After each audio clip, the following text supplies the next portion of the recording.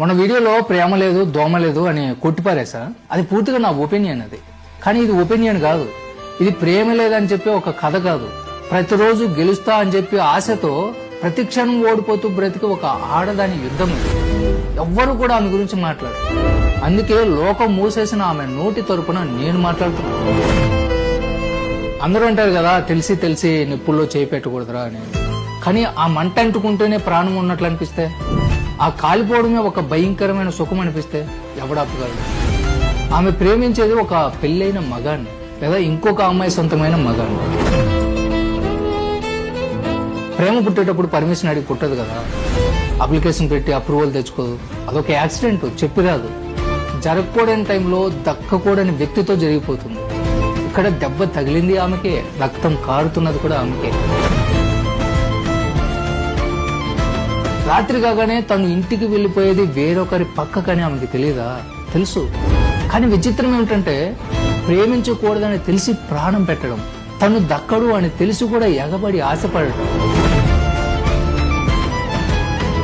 మీరు అడగొచ్చు, ఆమెకు తెలీదా తను వెళ్తున్న దారికి గమ్యం లేదు అని? మీకంటే 100 రెట్లు బాగా తెలుసు.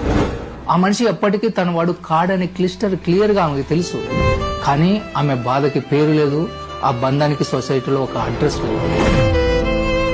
కొద్ది రోజులే కదా మన ప్రయాణం అని పైకి నవ్వుతూ చెప్పేస్తా ఉంటుంది. కానీ లోపల మాత్రం ఏమో ఏదో ఒక అద్భుతం జరిగి వాడు పూర్తిగా నా సొంతం కాకపోతాడా అని ఒక చిన్న ఆశ. ఫలితం దక్కదు అని తెలిసి కూడా యుద్ధం చేసి పిచ్చి సైనికురాల. ఆమె బాధ ఎవరికీ చెప్పుకోలేదు. చెప్పుకుంటే ఓదార్చే వాళ్ళు కూడా లేరు. అసహించుకునే వాళ్ళే ఎక్కువ. అందుకే ఏడవాలంటే బాత్రూంలో షవర్ కింద ఏడవాలి, లేదా దిండులో మొహం దాచుకుని శబ్దం రాకుండా అరవాలి. తలుపు దాటి బయటకు వస్తే మాత్రం ఏమీ తెలియనట్లు ప్లాస్టిక్ నవ్వులు నవ్వాలి. ఆ నవ్వు వెనుకున్న పెయిన్ ఎవ్వరికీ కూడా అర్థం కాదు. అందరూ ఆమెను చూసి ఏమనుకుంటారో నాకు తెలుసు. వేరొకరి కాపురంలో నిప్పులు పోస్తుంది, చెడ్డది, సిగ్గులేనిది, ఇలా నోటుకు వచ్చినట్లు వాగుతారు. ఆ మాటలని ఆమె గుండెలు ఎప్పుడో గుణపంలో దిగిపోయి ఉంటాయి. కొత్తగా మీరు పొడిచేది ఏం లేదు. ఆమె కథలో ఆమె ఓడిపోయిన ప్రేమికురాలు. వదిలేద్దామంటే ఊపిరాడదు, ఉండిపోదాము అంటే ఈ సమాజం బ్రతకనివ్వదు. చివరికి ఏం మిగిలింది అంటే ఎండిపోయిన కన్నీళ్లు, ఎప్పటికీ తిరిగి రాని ఉంటుంటారు.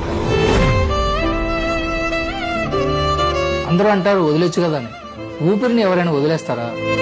తన గురించి జాలి వద్దు, తిట్టడం వద్దు, తప్పులు వద్దు. ఎందుకంటే స్వచ్ఛమైన ప్రేమకి శాపానికి మధ్య పుట్టిన మూడో వ్యక్తి తను.